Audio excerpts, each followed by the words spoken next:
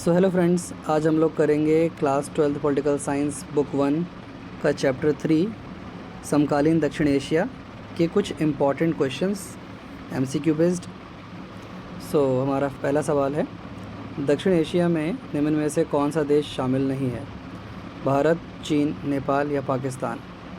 तो बाकी तीन तो आते हैं, ऑप्शन बी हमारा होना चाहिए, चीन दक्षिण एशिया में शामिल नहीं है। हमारा दूसरा सवाल है, मालदीव में कब तक सल्तनत प्रणाली थी? तो पहले तो आपको पता होना चाहिए कि मालदीव हमारा एक दक्षिण एशिया का देश है। दूसरा, इसमें सल्तनत प्रणाली कब तक थी? 47 या 2006 या 1968 या 2008? तो इसका आंसर है ऑप्शन सी, 1968 तक इसमें सल्तनत प्रणाली थी। क्वेश्चन नंबर 3, नेपाल में लोकतंत्र की बहाली कब हुई? नेपाल में लोकतंत्र कब आया वहाँ के राजा को हटा करके? तो इसका आंसर होना चाहिए ऑप्शन सी, 2008। निम्नलिखित में से किस देश में लोकतंत्र के साथ कभी सैन्य शासन भी रहा है? यानी लोकतंत्र भी और सेना ने भी कब्ज़ा किया है। भारत में ऐसा कभी नहीं हुआ। पाकिस्तान इसका आंसर होना चाहिए।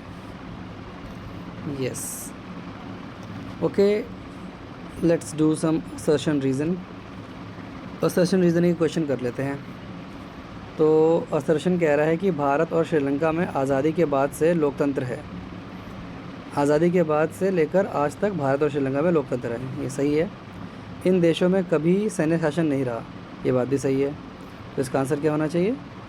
ए और आर दोनों सही है और आर ए की सही व्याख्या है, यानी option A. Yes, option A सही है। हमारा दूसरा क्वेश्चन है, असर्शन दक्षिण एशिया में लोग लोकतंत्र को अच्छा मानते हैं। हाँ, ये बात तो सही है।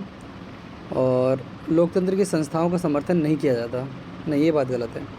तो ए और आर दोनों सही है, नहीं, ए सही और लेकिन आर गलत। हाँ, इसका ऑप्शन बी होना चाहिए। सो ए सही और आर गलत। So thank you for watching, like, share and subscribe. Thanks.